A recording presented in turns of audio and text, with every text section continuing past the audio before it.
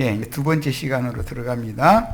인용은 사도행전 8장 9절로 13절 말씀을 읽습니다. 그 성이라는 건 사마리아 성에 지금 빌립 집사님이 전도를 하러 갔을 때 일어난 일이에요.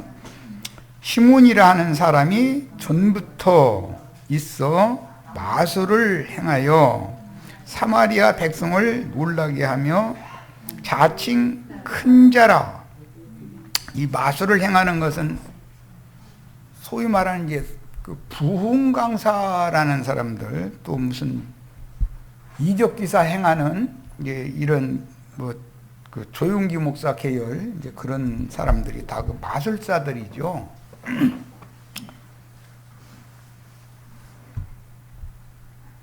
그런데 자칭 큰 자라. 큰 자는 큰 자인데 자칭 큰 자예요. 사울이 자칭 큰 자였었죠.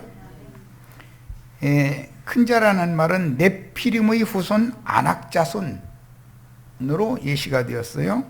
하니 낮은 사람으로부터 높은 사람까지 다 따르며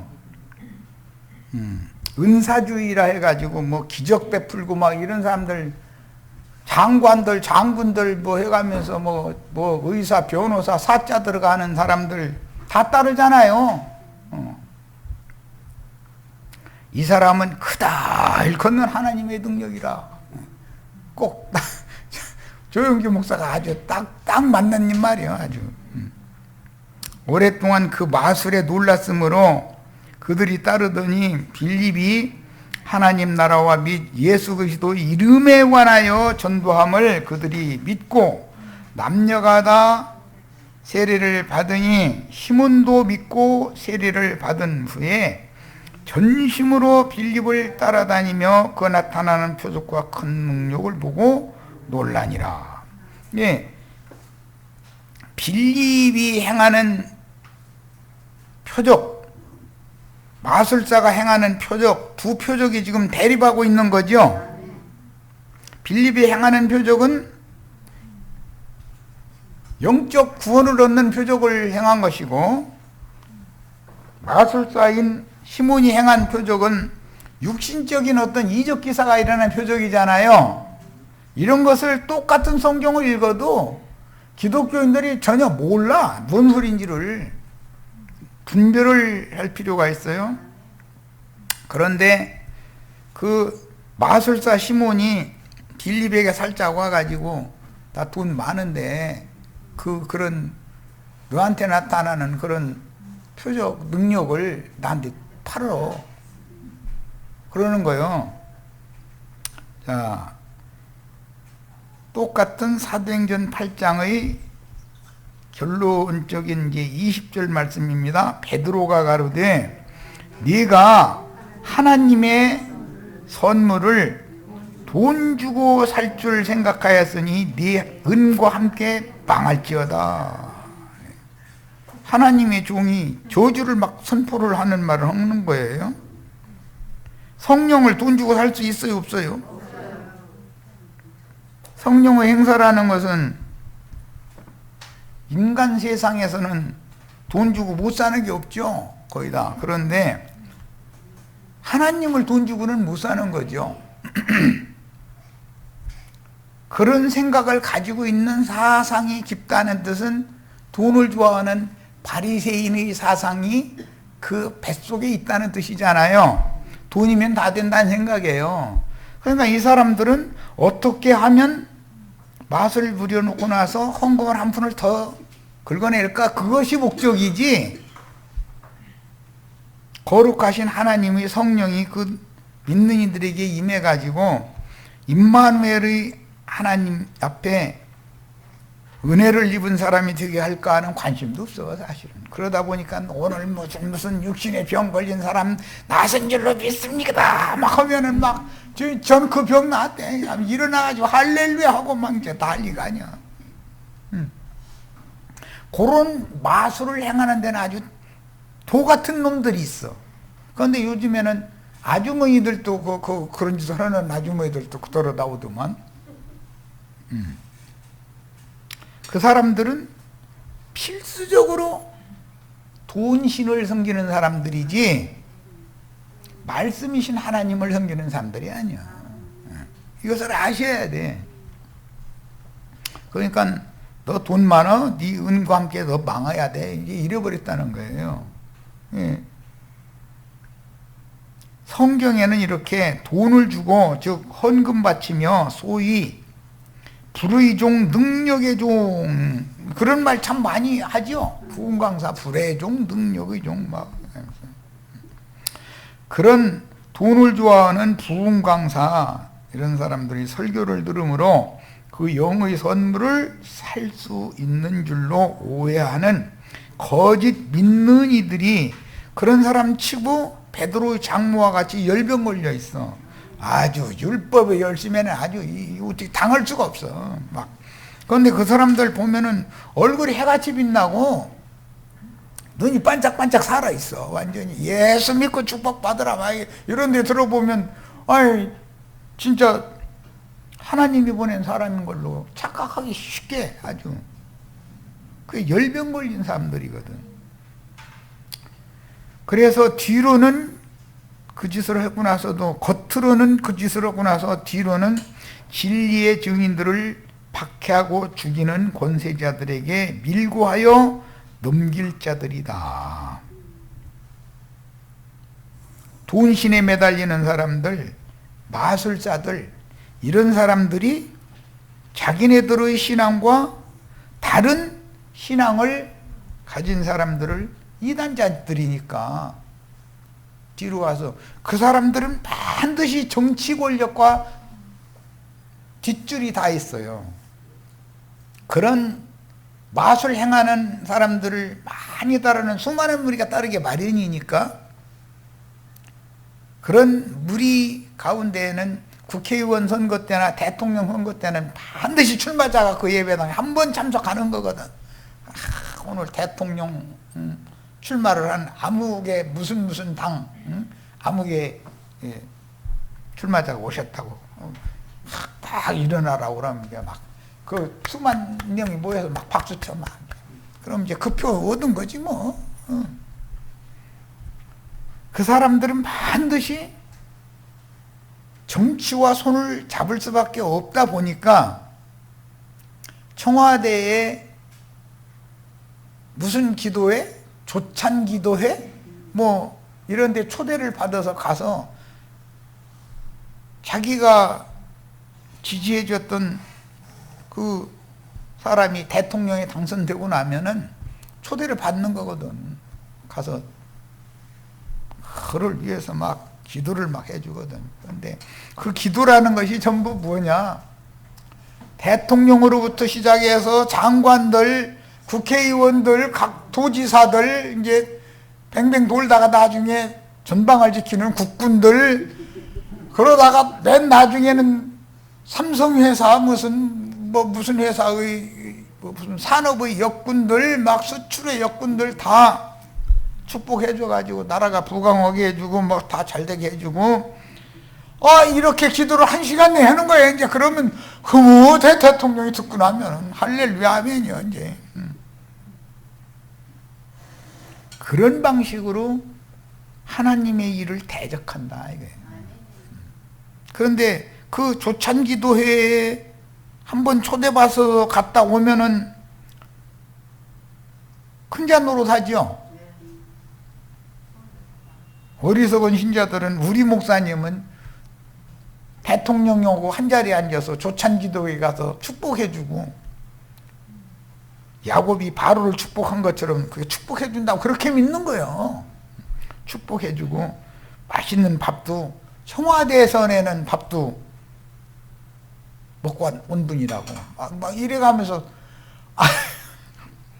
그 목사를 소개를 하는데 그렇게 소개를 하는 거야.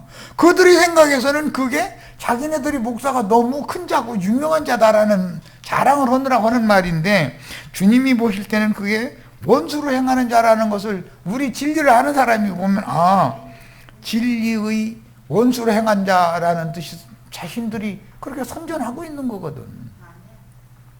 이렇게 하면 이렇게 가르치면은 모든 말씀을 전부에 그렇게 그냥 뒤틀리게 그냥 해석을 하느냐고 가면서 이단자라고 이러거든. 누가 이단자인지는 진리의 성령으로 말미암아 심령이 거듭난 사람들이 영적인 계시를 통해서 판단해 보면 그때 내가 마귀 자식이었었구나 라는 걸 그때 살아. 그들이 거듭나지 않았다고 하는 게 아니에요. 그들의 비는 마귀요. 다른 교훈, 다른 영에 의해서 났다 이거예요.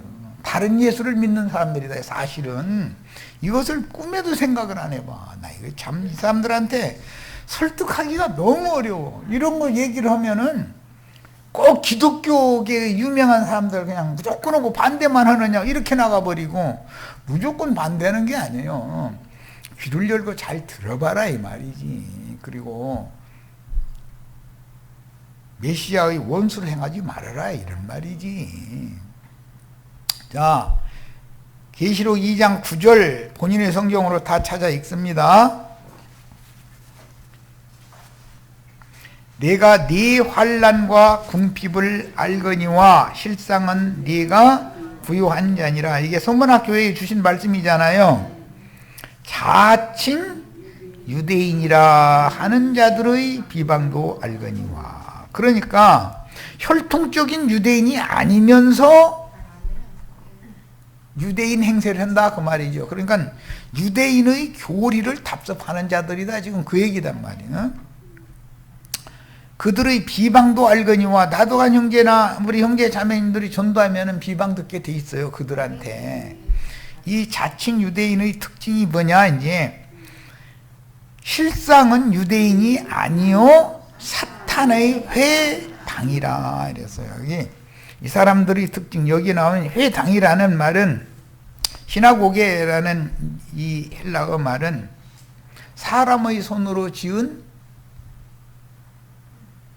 예배 처소, 거기에 대회로 모이는 자들이다 그런 말이에요. 사탄 무리라 이런 말이에요. 이들은 전부 사람의 손으로 지은 예배 장소에 모이는 무리는 그리스도인들이에요, 사탄의 무리예요?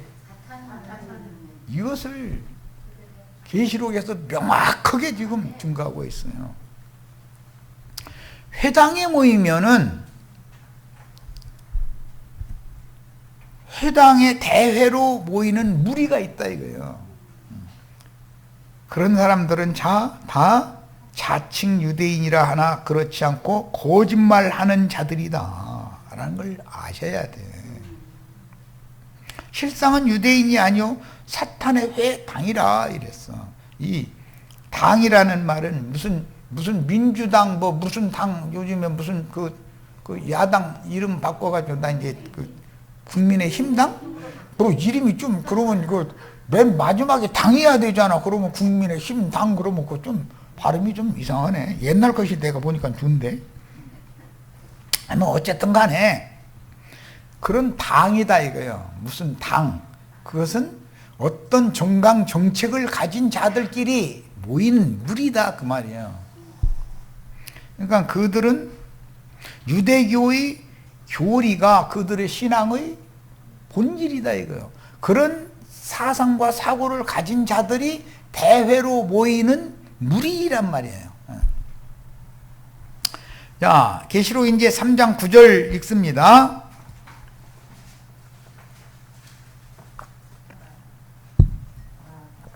보라, 사탄의 회당, 똑같죠? 2장 9절도 사탄의 회당이었죠?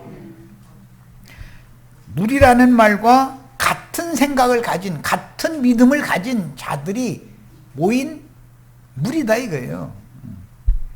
자, 회당 곧 자칭 유대인이라 하나 그렇지 아니하고 거짓말하는 자들 중에서 몇줄 되게 주어 그들로 와서 네 발 앞에 절하게 하고 내가 너를 사랑하는 줄을 알게 하리라. 이건 빌라델피아 교회에 주신 말씀이죠. 그러니까 예배당에 열심히 다니고 대회로 모이는 것이 신앙생활의 모든 것이라고 생각하고 있던 사람들 중에 몇줄 정신 차리게 해주겠다.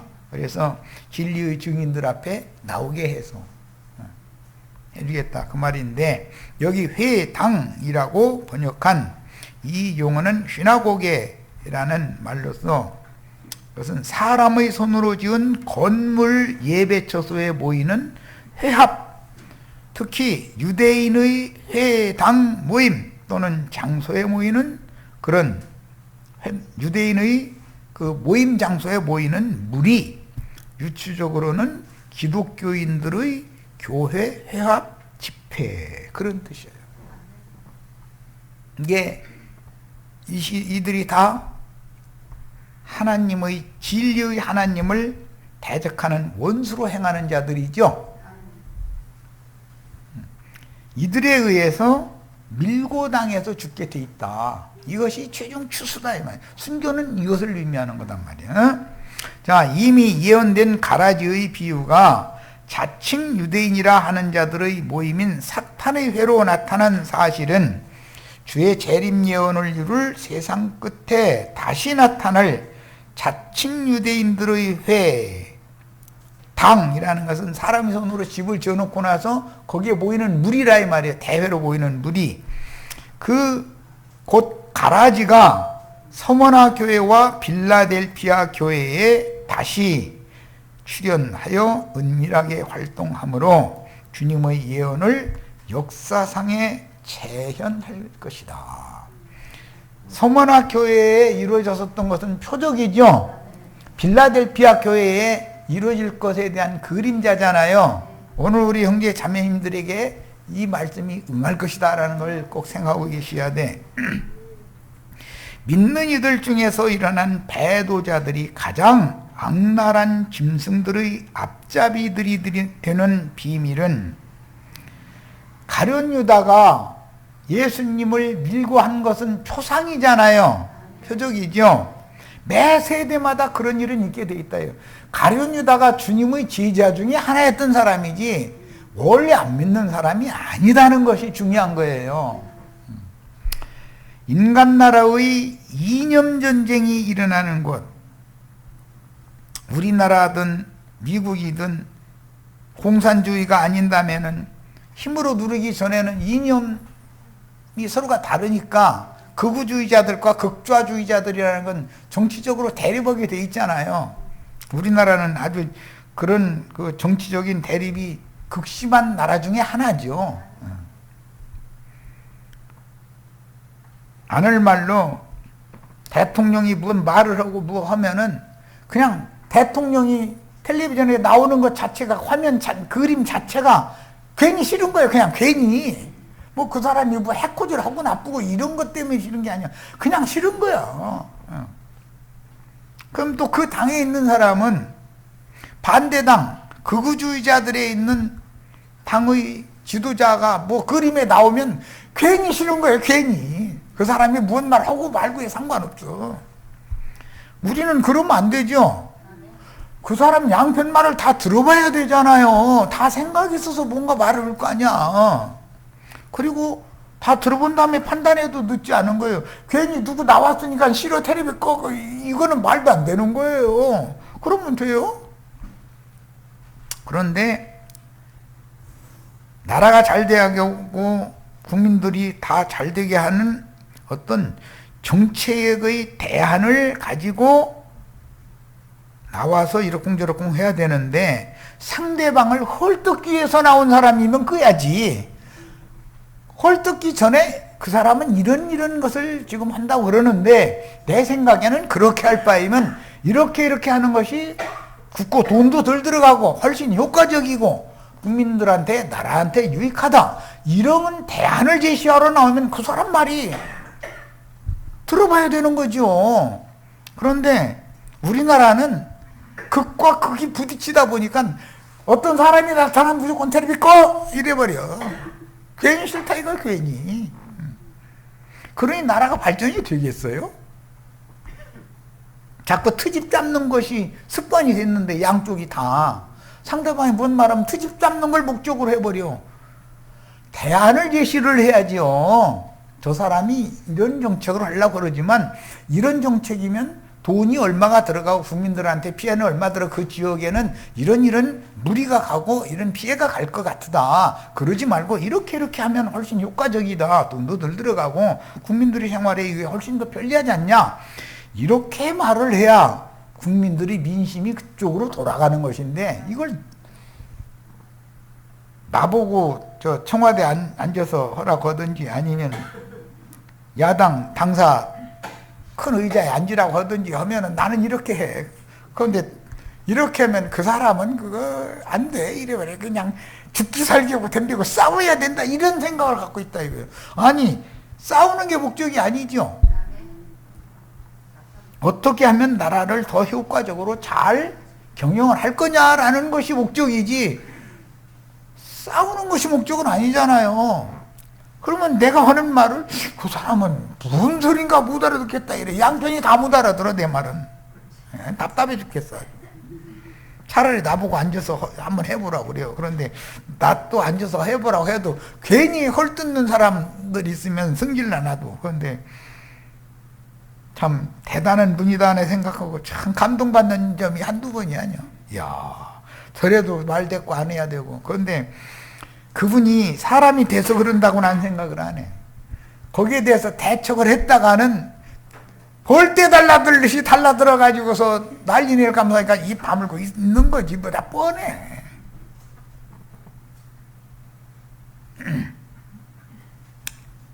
자, 예를 들면 나를 막연하게 아는 혼적인 신자들이 나를 세상의 관리들에게 밀고 하여 죽는 데 넘겨서 죽게 하므로 맡은 사명을 다하고 주님께 데려감을 받을 수도 있다.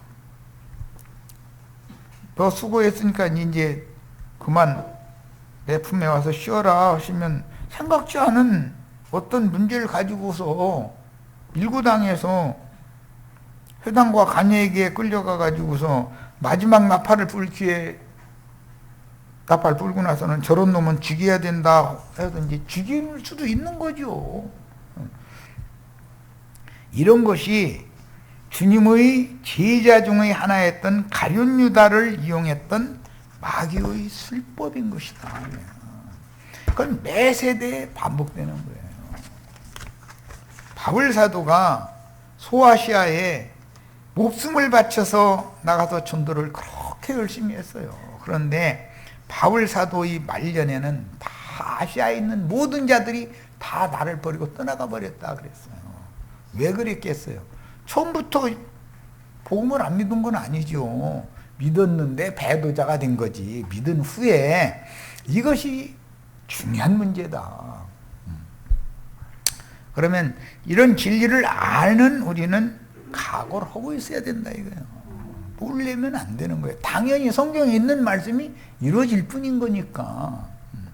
그러니까 바울 사도는 이미 그런 내용을 이미 다 알고 있었으니까 나는 그들의 그 흠결 허물들에 대해서 저들에게 뭘 돌리기를 원치 않는다. 다 이건 정연대로 되는 거다. 그랬단 말이야. 주님께서 이미 가라지 비유를 설명하실 때 천국 복음의 씨앗이 뿌려진 밭에서 싹이 날 때도 보이고 싹으로 보이는 거죠. 순이 날 때 보였고 결실할 때 열매로도 이제 완성이 돼요. 그러니까 이것은 양면적용을 잘 하는 거예요. 다 거듭난 사람이다라고 할 때 다른 영으로 날 수도 있는 거죠. 세상 말로도 그 이파리를 보면 그 나무 열매의 싹을 보면 안다 이런 말이 있어요. 싹수가 노랗다 그러는데 원래 어린 싹은 노랗게 나오지 파랗게 나오지를 않죠. 그런데 노랗게 나왔다가 나중에 거름져서 잘 되면 파랗게 됐다가 결실할 때 노랗게 돼가지고 떨어져야만 정상인데 싹부터 노랗더니 자랄 때도 노랗고 또 결실할 때도 노랗고 그러면 이건 완전히 딴 거죠. 그런 말이잖아요. 그래서 큰 틀에서 보면 우리 심령이 개인적으로 보면 거듭날 때도 두 영으로 거듭날 수가 있는 것을 알아야 돼. 그러면 결실을 하면 그 영으로 나면 그 영의 열매를 맺을 것이고, 어떤 영으로 나면 어떤 짓거리를 하다가 죽게 돼 있는 거다 이 말이에요. 자, 그럼 마지막 열매는 뭘로 그러면 나타난다는 말이냐? 세상의 권세자들에게 밀고 하는 자의 열매로 나타난다 이 말이에요. 그럼 그게 가라지죠. 진리의 말씀씨로 난 완전한 곡식일 것 같으면 밀고 할 리가 없잖아요. 개인적으로도 이렇게 드러나는 것처럼 단체적으로도 초대교회 때 그렇게 한 밭에서 두 종류의 싹이 난다 이 말이에요. 그러면 같은 밭에서 두 종류가 자랄 거 아니겠어요. 그럼 열매 맺을 때는 가라지는 가라지의 열매를 맺을 것이고, 곡식은 곡식의 열매를 맺을 거니까 당연히 열매가 또 나타나요. 그러면 곡식의 열매는 그 수가 몇이든지 다 죽임을 당함으로 결실이 드러날 것이고, 가라지의 열매는 세상 정치를 잡고 사람을 죽이는 권세를 가진 짐승들한테 밀고를 함으로 가라지 열매는 그렇게 또 드러날 거다 이거예요. 이런 것을 정확하게 아셔야 돼. 그러니까 많은 사람이 모인다고 무조건 좋아하면 안 되죠. 그 중에 누군가는 나를 밀고 해서 죽일 자가 섞여 있는 거예요. 주님의 말씀을 들었던 쥐자 중에 밀고자가 나왔잖아요. 바울이 전도를 했을 때 바울의 말씀을 다 처음에는 은혜로 들었던 사람들일 거 아니에요. 믿은 사람들일 거 아니에요. 그런데 말년이 되다 보니까 다 떠나간 그 버리고 배반해버린다는 거거든요. 야, 그래도 끝까지 남은 사람, 디모데, 누가, 실루아노 이런 몇 사람만 끝까지 남은 자가 되는 거예요. 그러면 그들은 곡식으로서 결실한 사람들일 거 아니에요.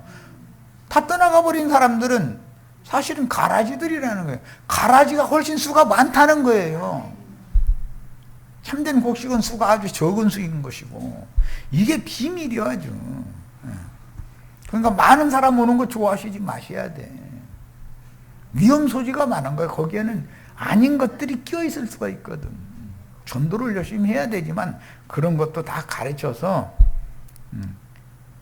때가 되면 배도자가 되는 것이 얼마나 두려운 일인가. 가룟 유다 보고 오죽하면 주님이 저는 처음부터 태어나지 않은 것만 또 묻어다 그랬어. 왜 그래요? 그 영혼이 둘째 사망에 들어가는 것이 정해졌으니까. 믿고서 그렇게 되면 뭐냐 이거예요. 주님이 제자였다 그렇게 되면. 안 믿어서 세상에서 열심히 돈 벌어서 부자로 잘 먹고 잘 살고 뭐 육신이라도 행복을 누렸으면 억울하지나 않아. 그런데 이것은 육신적으로도 행복하지도 못했고 예수 믿는다고 따라다녔는데 결과적으로는 배나 더 지옥 자식이 되어서 둘째 사망에 떨어져 버린다면 안 믿은 것만 묻어잖아. 자, 그러므로 주의 성령께서 서머나 교회의 사자에게 편지하실 때 서머나 교회에게 주신 말씀은 표적이었었던 거예요. 로마의 황제들에 의해서 예수님으로부터 시작해서 형제 요한까지 박해를 받는 건 하나의 표적이요. 빌라델피아 교회, 앞에 세 교회와 뒤의 네 교회가 이제 다른 얘기를 이제 앞으로 하게 될 건데, 그건 이제 보가모 교회에 말씀 나갈 때 이제 말씀 나눌 거예요. 뒤의 네 교회가 주님의 재림을 예언한 말씀을 이루는 때 남겨질 교회인 것이거든요. 그래서 에베소, 서머나 버가모까지는 지나간 교회다 이거예요. 초대교회 때. 그러나 두아디라, 사대, 필라델피아, 라오디게아 이 네 교회는 재림 예언을 이룰 때 남아있는 교회다 이거예요. 오늘날의 로마교나 개신교나 필라델피아 형제를 사랑하는 교회라는 이제 뜻인데, 교회나 여기에서 교리적으로만 머리로만 아는 지식으로 말미암아서 교만해져서 떨어져 나가면 라오디게아가 되는 거예요. 이 네 교회는 현재 지금 세상에 그대로 이어받고 있다 이거예요. 야, 그러니까 최후로는 네 종류의 교회 중에서 이기는 자는 나오라 하는 거예요. 사실은 7교회성에 나오는 건데 7교회에서 이기는 자들이 나오는 것은 뒤의 4교회로 일단 이어지기 때문에 뒤에 4교회에서 하나님의 백성들은 그 영과 신부가 말씀하시는 곳으로 나와서 거기에서 생명의 양육을 받아야 된다 이거예요. 자, 그러므로 주의 성령께서 서머나교회 사자에게 편지하실 때 시작의 말씀에서 죽었다가 살아나시니 즉 부활하신 그리스도의 말씀으로 계시하여 육신의 죽음을 두려워하지 말고 충성된 증인으로 신앙 인생을 담대하게 마감할 수 있도록 격려의 말씀을 하시는 것이 서머나교회에 주신 성령의 편지다. 서머나교회는 죽었다가 다시 산 자이신 예수님이 하신 말씀이잖아요. 그러니까 육체로는 죽어도 두려워하지 말아라. 영으로는 다시 살아서 영생을 얻는 것이 더 중요하다. 이 얘기를 말하는 것이 목적이라는 것을 알 수가 있는 거죠. 진실한 그리스도인 중에서 얼마가 자칭 유대인들인 거짓 형제들에 의하여 바다에서 올라온 짐승들인 로마 황제들의 정치 권세에게 밀고 당하여 증인들은 육신적인 핍박을 받고 죽임을 당하므로 그 영혼은 영세의 안식이신 주님께로 데려감을 받았습니다. 그들은 그 부활이요 그 생명이신 주님께 붙어서 오는 세상에 다시 임하여 주와 함께 보좌들에 앉아서 모든 악인을 최후로 심판하여 마귀와 그 사자들을 위해서 예비한 꺼지지 않는 유황 불못 둘째 사망에 던지고 새 세상의 유업을 받을 자들을 판단하는 권위를 가졌습니다. 서머나교회의 환난과 궁핍은 신앙적인 핍박에 의하여 직업을 잃고 유리함으로 받는 육신적인 고통을 의미하므로 실상은 네가 부유한 자라고 하신 말씀은 육신적으로는 가난하지만 영적으로는 부유하다라는 말이에요. 로마 황제의 박해를 당할 때는 정치적인 짐승에 의하여 생업을 잃고 유리하는 고통을 당하거나 예수를 주와 그리스도로 믿는 도에 적극적인 이기는 자들은 밀고를 당하여 붙잡혀가서 모진 고문을 당하고 짐승의 밥이 되거나 화형을 당했습니다. 이것은 표상이다.